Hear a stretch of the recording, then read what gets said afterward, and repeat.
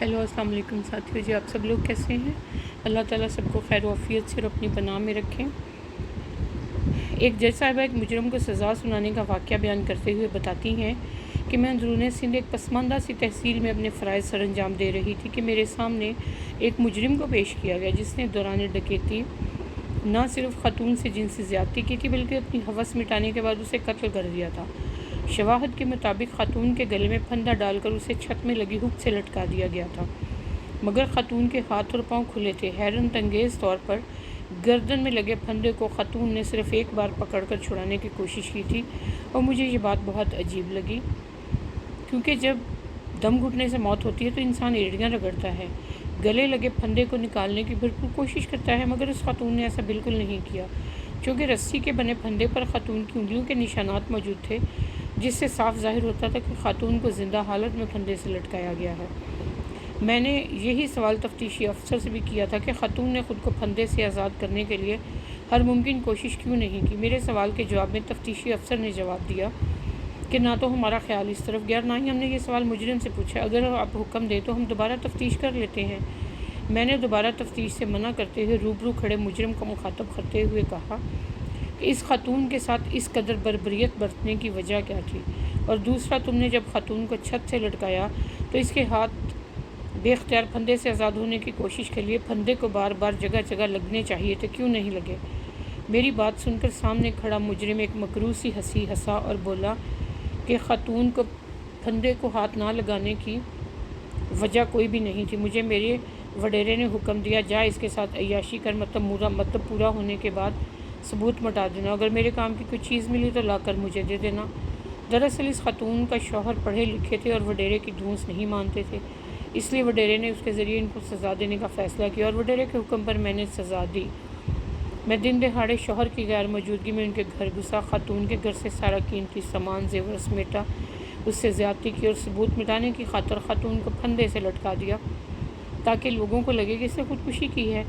और रही बात ख़ातून का फंदे की तरफ हाथ ना ले जाना, तो उसकी वजह ममता थी, क्योंकि ख़ातून ने हाथों की मदद से फंदा पकड़ लिया तो मुझे लगा इसने मरते मरते वक्त लग जाएगा। मेरे पास इतना वक्त नहीं था, लिहाजा मैंने इसकी 1.5 साल की बेटी को ज़मीन पर गिराकर उसके सीने पर पाँव रख दिया और दबाना शुरू किया। बेटी को देखकर ख़ातून अपनी मौत को भूलकर बेटी की तरफ लपकने लगी और चंद ही झटकों में उसकी गर्दन टूट गई और गर्दन टूटते ही वो मर गई। मैंने इसकी बच्ची को वहीं छोड़ा, जेवर नकदी उठाई और बाहर निकल आया। मैंने अपनी ज़रूरत की चीज़ हासिल कर ली थी और साईं की ज़रूरत की चीज़ साईं को दे दी। साईं का वादा था पुलिस और अदालत को वो संभाल लेगा, इसलिए मैं मुतमईन हूँ। इसमें कोई शक नहीं था कि डकैती, ज़्यादती और कत्ल बावजूद भी वो शख्स मेरे सामने खड़ा था जैसे महज कोई ट्रैफिक सिग्नल तोड़कर आए। इसकी बात ख़त्म हुई तो मेरे जहन में 20वें सवाल उठे। पुलिस तफ्तीश में कहीं भी डकैती की चीज़ें वडेरे को दे देने का जिक्र नहीं था, ना ही कहीं ख़ातून की बेटी पर किए गए तशद्दुद का जिक्र था। न डकैती की वारदात में लूटा गया माल मसरूका पूरा लिखा गया, जिससे साफ ज़ाहिर था कि पुलिस वालों को खुदा से ज़्यादा वडेरे का खौफ था।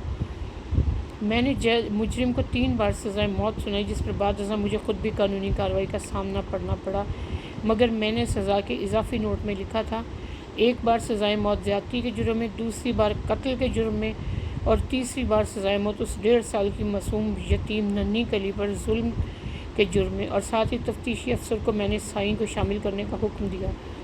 गोया कि साईं कभी कसूरवार साबित नहीं हो सका। मुझे मालूम था वो कभी मुजरिम साबित नहीं होगा, मगर मैंने जहाँ तक मुमकिन था इंसाफ करने की कोशिश की थी। मेरे फ़ैसले की वजह से मुझे भी जवाबदेह होना पड़ा। मुतल्लिका फोरम पर मुझसे इतनी सख्त सज़ा की वजह पूछी गई तो सामने बैठी ख़ातून मेंबर को अलग करके मैंने अपने जिस्म पर जलने और ज़ख्मों के निशानात दिखाते हुए कहा, मैंने सौतेली माँ के पास परवरिश पाई और जब मुझे ख्याल आया कि वो 1.5 साल की बच्ची भी अब सौतेली माँ के पास परवरिश पाएगी तो मुझे उस जालिम शख्स के इस जुर्म की सज़ा मौत से कम नहीं नज़र आई। मेरी तो तकलीफ़ को समझते फोरम के तमाम मेंबरान ने मुझसे इजहार हमदर्दी करते हुए नरमी से कवानीन को मद्देनज़र रख कर चलने का कहा और मेरे फ़ैसले को बरकरार रखने का हुक्म भी दे दिया।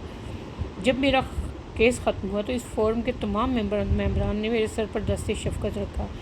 मैं रोने लगी तो उन्होंने वजह पूछी। मैंने रोते हुए कहा कि जब से सौतेली माँ घर में आई थी उस दिन के बाद पहली बार किसी ने इसी शफ़क़त से मेरे सर पर हाथ रखा है। ख़ातून मेंबर ने मुझे गले लगाकर बोसा शफ़क़त दिया और ढेरों दवाई दी।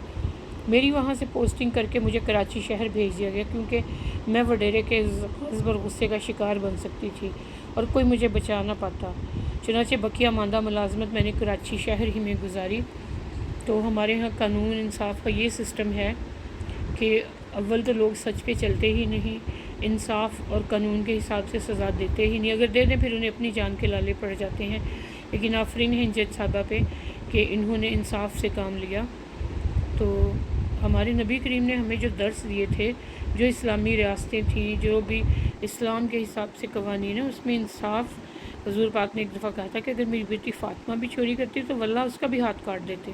یہ ہے انصاف۔ جس نے جرم کیا ہے اس کو پراپر اس کی سزا ملنی چاہیے، اس میں کوئی چیز آڑے نہیں آنی چاہیے، کوئی چیز مانے نہیں آنی چاہیے۔ یہ وڈیرے اپنے آپ کو کیا سمجھتے ہیں؟